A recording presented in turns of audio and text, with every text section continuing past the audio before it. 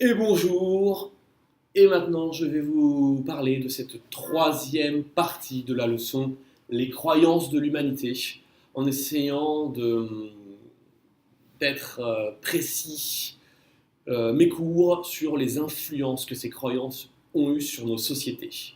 Avec notre barre, ici il n'y aura que trois cases de patience du Snoopy élève. Parlons des influences d'abord au quotidien. Les influences au quotidien, c'est les influences sur nos vies, la vie de tous les jours des croyants.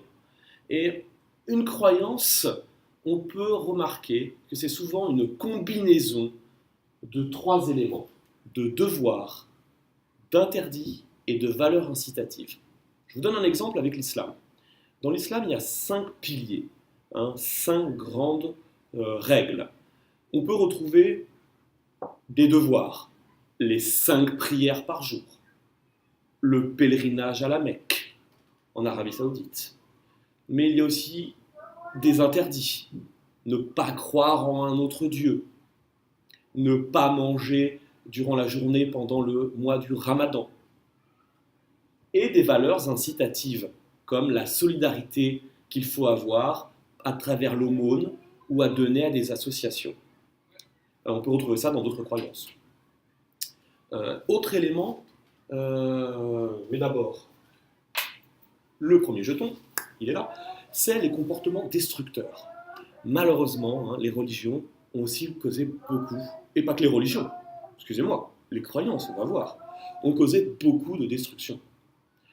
Parlons d'abord des croisades. Les croisades chrétiennes, 11e, 12e, 13e siècle, 8 croisades où, après le message du pape d'aller se battre au Moyen-Orient pour récupérer les lieux sacrés comme Jérusalem, des milliers de chevaliers et même des paysans partaient prendre les armes, la croix sur eux, et affronter les musulmans qui avaient, lors de leur conquête, pris possession de ces lieux.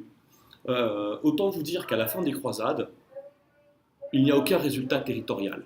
Ce qui a été pris a été reperdu. Et au final, peanuts, même résultat. Le seul peut-être résultat notable, c'est une haine qui peut même durer encore aujourd'hui entre la religion chrétienne et la religion musulmane. Pas terrible. C'est pas l'apanage de la religion chrétienne, les destructions.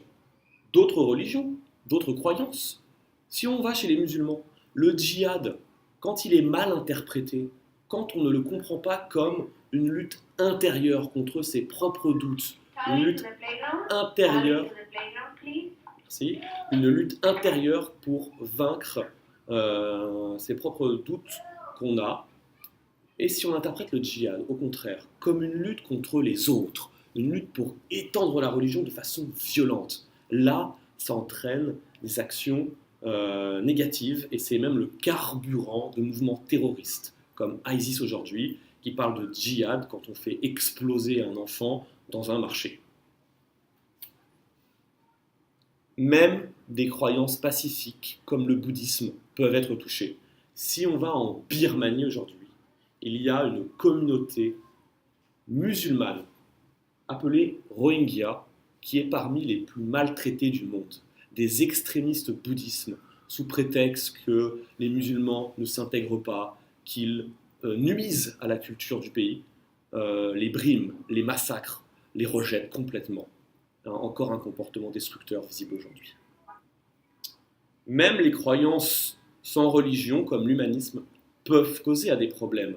Le fait de croire que l'humain est supérieur et que toutes les autres espèces doivent lui servir, ça entraîne des destructions de la nature, ça entraîne des déforestations d'Amazonie, ça entraîne des disparitions d'espèces animales, végétales. Tout cela, c'est aussi lié à ces croyances de l'homme supérieur, le bonheur de l'homme avant tout.